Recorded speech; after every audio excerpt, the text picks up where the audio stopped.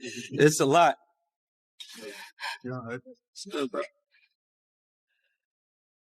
Is this whole thing unfolded over a 24-hour period? Hey, what's up, King Son? Man, you doing it, man. You deserve it, Daddy. You putting in that work. Proud of you. I love you. Yeah. Sean Diddy Combs has been in the spotlight for decades. It's no shocker there. He was a titan of the entertainment industry. He was the head of Bad Boy Records label, creator of the Sean John clothing line, a partner with Ciroc Vodka. He was known worldwide for his legendary white parties in the Hamptons and beyond. And these boys are weird. You feel me? Like, you would go to a party with them, and you looking around like, damn, like, a lot of guys kissing each other in here, man. You feel me? What y'all do is y'all business. A long-rumored storm in the music industry is finally coming out as Meek Mill speaks up. He challenges the silence around serious allegations connected to one of the most powerful figures in music. Now, many people are asking the same question: what truth is being hidden behind all the noise?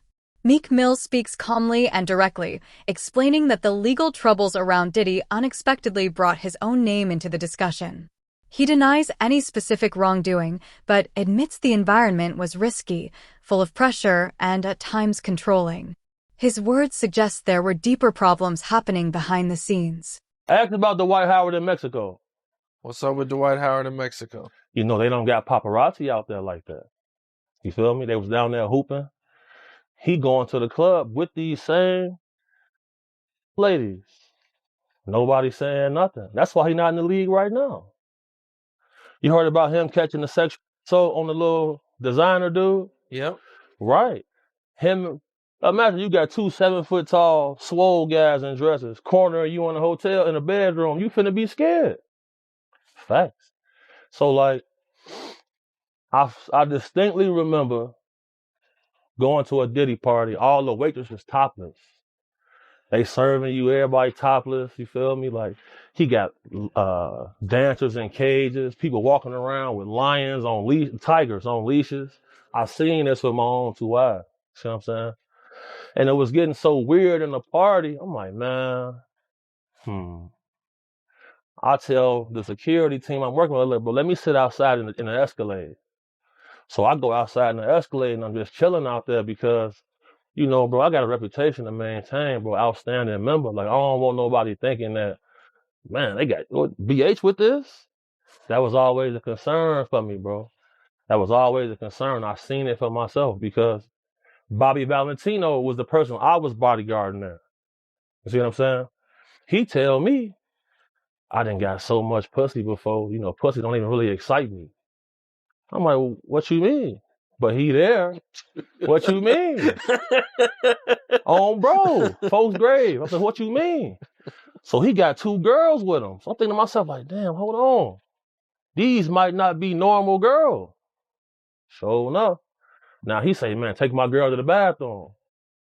I'm like, okay. We walk into the bathroom. You feel me? She go into the men's bathroom. But that's not all the way crazy because it's one bathroom packed, you feel me? Into the men's bathroom. But that's not all the way crazy because it's one bathroom packed, you feel me? People might do that. You know what I'm saying? So people start swarming the door. So I step inside the bathroom door. She's standing at the urinal. Dress lifted up. I'm like, damn. Oh, man. Okay, that's how they coming? All right. So, you know, I'm gonna tell everybody this. If you at a celebrity party and them white guys come in like they was on Twilight, look like vampires, they holding their drink like this, you feel me, with the blonde hair, stuff like that, it's finna get crazy in the party now, you feel me? Seen it too many times. When the white guys come in like they was on a vampire movie, bro. Hella gel, spikes sticking up, around a bunch of black dudes, yeah, somebody finna get their case touched on, bro.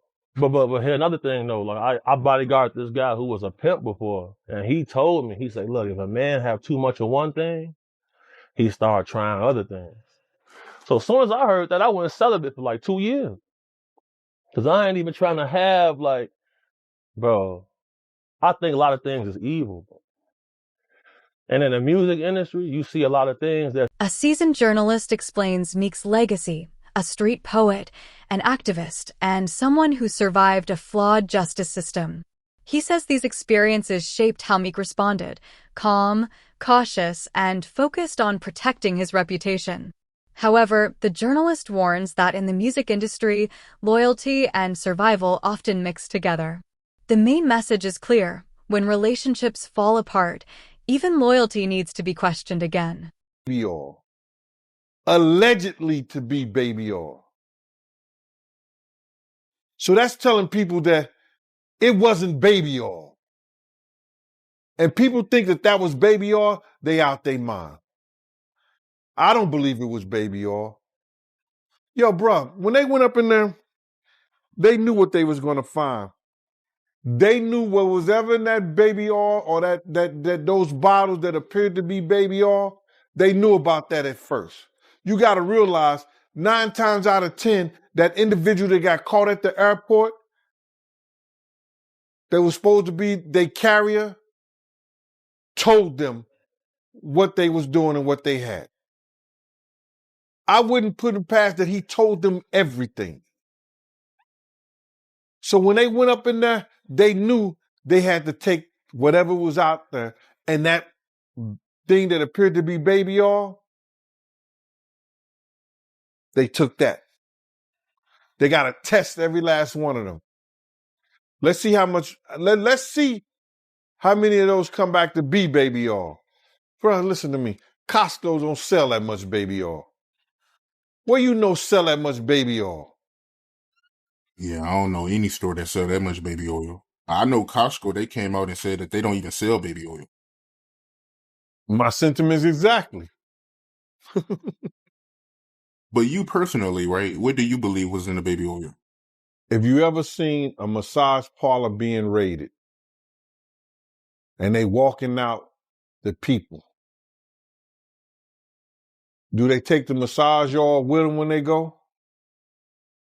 No, they just walk out the people who are being arrested. If you ever seen a person getting arrested and the people being arrested in those brothel houses, do they take out the stuff in the brothel houses? No, they don't. They take the individuals who are being arrested out the brothel houses. For them to take 1,000 bottles of baby oil, it's like that they did not leave one. They left people there, but they ain't leave not one bottle. Nobody needed no baby oil. So my whole thing about it is that there was something in that other than baby oil. That's why they took all the bottles. And 9 times out of 10, if I would give it a wild guess, it was, and like some of the people told me, it was probably that GHB. Another interviewer directly asks Meek about his near-fatal car crash. Meek admits he still has doubts and doesn't fully believe it was just an accident. He doesn't accuse anyone by name, but says the timing felt too exact and the tension around it never fully went away. It raises a serious question. How much danger do artists face when business, money, and power come together? I hear stuff like that. It's finna get crazy in the party now, you feel me? Seen it too many times. When the white guys come in like they was on a vampire movie, bro. Hella jail, spikes sticking up, around a bunch of black dudes. Yeah, somebody finna get their cakes touched on, bro.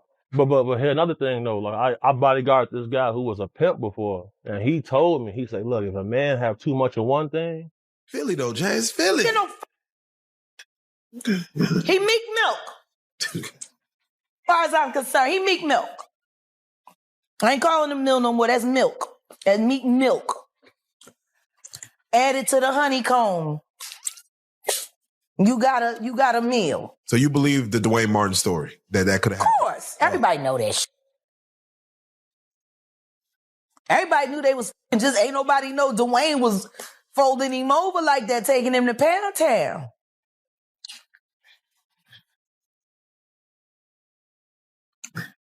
And all these black running around marrying these, sitting there convincing other women to go chase a fag.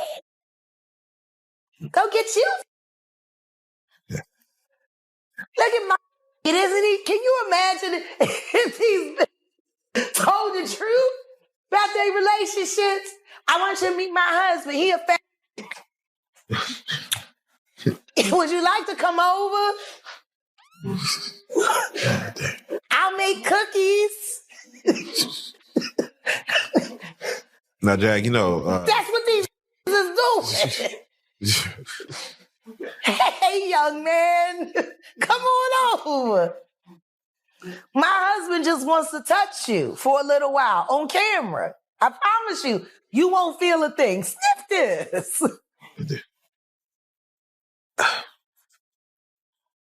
Okay. So, Jack, Really? You stand on red carpets with and you sell an image of lies. Then you influence the public and ask the public to covet and want your life. Who wants that? Who jealous of that? Bunch of whack too afraid to find a real man and real love. So you marry a get for a Birkin bag and then turn your head while he's fucking a bunch of kids. I don't feel sorry for none of you. Don't y'all sit around writing your books, telling your sob stories. He was a going in. You should have known he was going to be a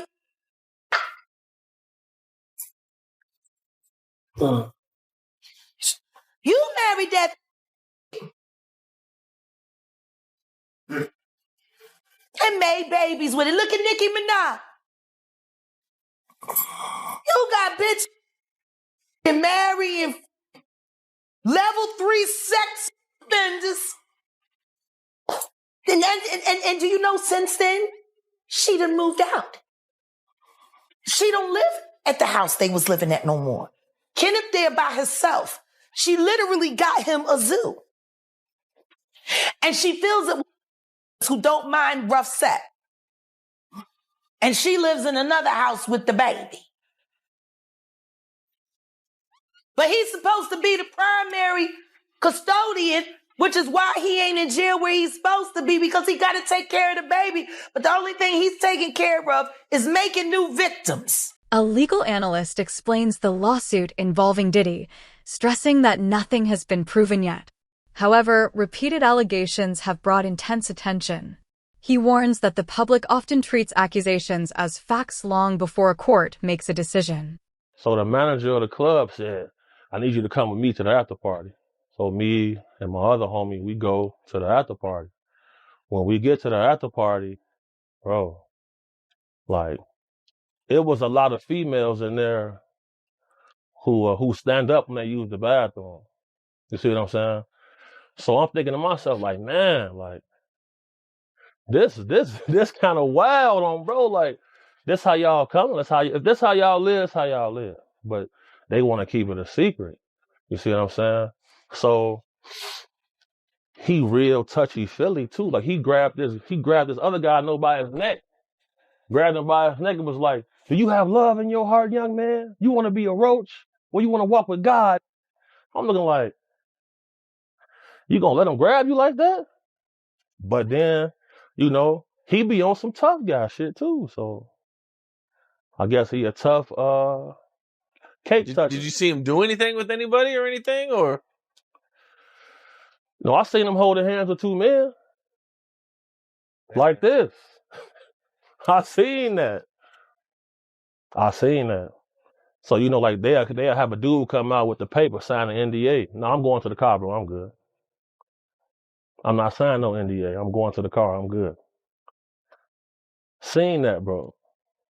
So seeing all this come in the news, people was telling me I was crazy. Said I was a hater. Hating on what? I don't want to party with the girls with the third leg, but I'm good. I'll just be with the guys chilling. I don't got to be in here with y'all. But if you're getting $1,500 for the night, you're gonna try to find a gray area to operate in. You feel me? I've seen these things. What do you think about them accusing Diddy of having cameras in his house so he can record celebrities and politicians and use it as blackmail? So I firmly believe that's true because in that sector of people, a lot of them practice Scientology. And Scientology, that was their thing. They would get people in compromising positions. They'll hold that footage over their head and get them to agree to things. You see what I'm saying? A culture critic looks at the social impact of the situation. She explains how rumors, online stories, and short video clips can destroy careers overnight. She says Meek's angry online responses were not just denial, but frustration at seeing the internet turn speculation into a weapon. You ever seen a person getting arrested and the people being arrested in those brothel houses? Do they take out the stuff in the brothel houses? No, they don't. They take the individuals who are being arrested out the brothel houses. For them to take 1,000 bottles of baby oil, it's like that they did not leave one. They left people there, but they ain't leave not one bottle. Nobody needed no baby oil. So my whole thing about it is that there was something in that other than baby oil. That's why they took all the bottles. And 9 times out of 10, if I would give it a wild guess, it was, and like some of the people told me, it was probably that GHB. What's that? I think it's gamma hydrox. I looked it up, bro. Let me see. See if I can find it. I know this is just showing everything like that, but oh no. Let me. Yo, somebody tap dance or sing or do something, you know what I'm saying, while I'm doing this. Oh, here it go right here. It's gamma hydroxy butyric. What is it effect on the body? It's a euphoria, drowsiness, decreased anxiety, and memory impairment. It works on the nervous system and gives you this feeling of euphoria.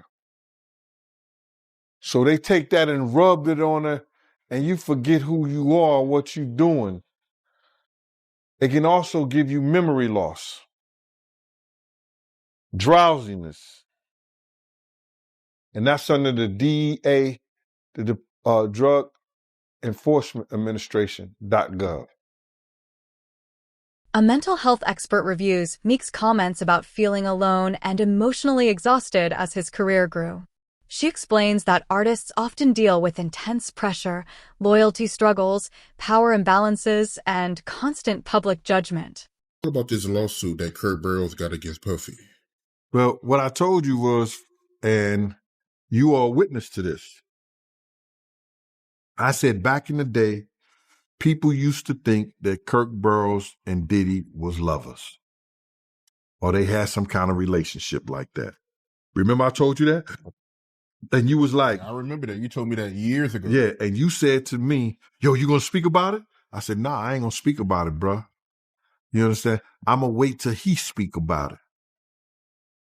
So people who had known that, I always knew that because I used to follow Puff to Kirk's house when we had the building and the red zone, and we used to take the money from those clubs and we had to drop it off at Kirk's house. So we wasn't dropping. He would, he was staying there. You spending the night at another house and you got a apartment with your girl somewhere else? Okay. So when I seen in the lawsuit that he said that Kirk said that Puff was SA-ing him, sexing him, sodomizing him, doing all kind of things to him,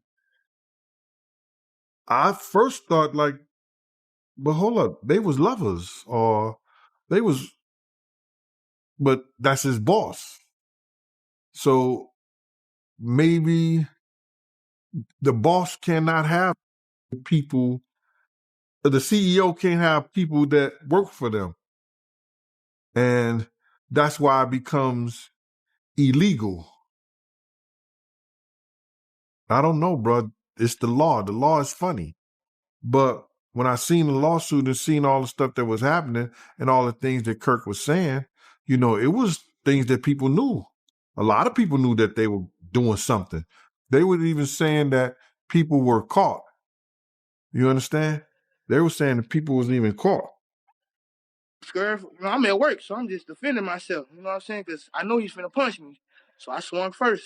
You know, because he was finna punch me. You could tell he was finna punch me. Did Meek attack you as well, or was it just? Yeah, all of them. all of them. Meek Mill hit me in the back of my ear. I think we did get fired. They took our badges and everything. I think we out of a job all the way. So they got fired, these two guys. Well, of course, clearly, for one, they're in violation, okay?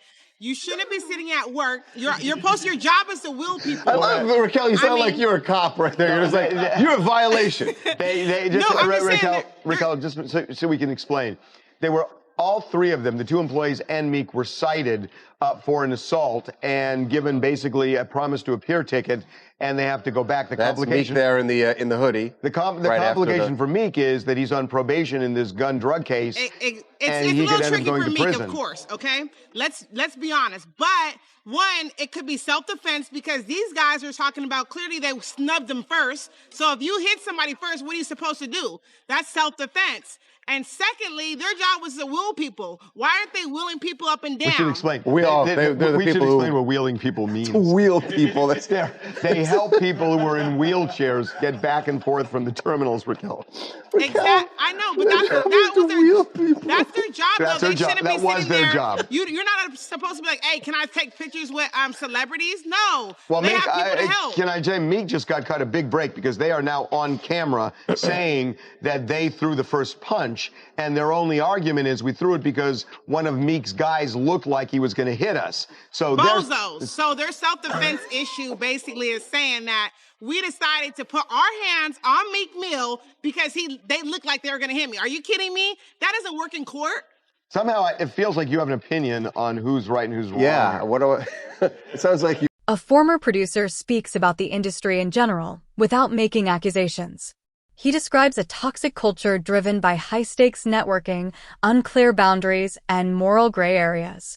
He says private parties, reputations, and secret alliances are often used as tools for control. If the feds find out it's a three-way call, they'll click off. They'll hang up the phone some kind of way. Mm-hmm. You know what I'm saying? So I called Dawn back. Dawn, I said, yo, Dawn, who was that? She said, I told you that was Unique. I said, Unique from Mecca Audio?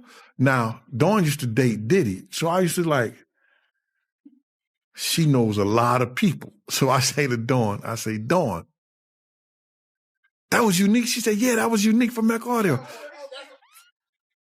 He told you, he said they coming out, they coming to get y'all. So I said, yo, wow, they coming to get us. So I called Kirk Burrows. I told Kirk Burrows we need more security. Because at the time, we only had myself, Kenny Story, and Paul. And Paul had hired a cop from Inglewood. We only got 4 security out there. You know what I'm saying? And here we got Puff, Big, and they entourage, the whole 9 yards. So, he tells me that Puff is not getting any more security. I said, wow. So the part where you was talking about I didn't have to go, I never spoke to Puff about what Unique told me because I had spoke to Chaz Williams a day after that. And Chaz Williams said, yeah, I'm hearing like they coming at y'all. Now I know there's beef with us because of what the people think about Jake and what has something to do with Suge people. Right. I know it's beef because of what Big did to the people from the Dog Pound when he made that phone call and they shot up their Winnebago in New York. I know there's beef from this Muslim cat that Puff had an argument with in Soul Train. I just found out recently what that was about. And I know it's beef with the Tupac stuff. First and foremost, I just want to say, I know a lot of people want to hear these stories and everything like that, because this is stuff that happened back in the day. And then maybe that if they knew there was going to ever be a YouTube, or they knew there was going to ever be social media, a lot of the stuff probably wouldn't have got played out like it did. But things happen, and these are just stories from the past. I would like to use that as, what you call that, just to clear the facts up what's going on. But it all started, we was in Atlanta. And this story starts when I'm with Puff and he's in exotic bookstores and he's doing shopping, right? He's shopping, getting his stuff and everything like that. So, you know, this is the first time I was ever in an exotic bookstore with Puff. So, you know, I'm giving him his space. He's taking things off the shelves and stuff like that, because they gave him a brown paper bag. When they gave him a brown paper bag, he was just putting stuff in there. So I said, damn, you know, he got to go put it on the counter. And Returning to Meek, the host asks what he wants people to understand most. Meek says he isn't trying to destroy anyone, but he will protect his name, his children, and his legacy. He urges people to pay attention to how stories are created, shaped, and used as weapons. He ends with a quiet warning: fame attracts power, and power attracts predators. Stay alert. The episode ends with unanswered questions and unresolved tension, leaving the feeling that more truths may come out. But for now, one thing is clear: Meek Mill has finally spoken. And once silence is broken, it never comes back the same.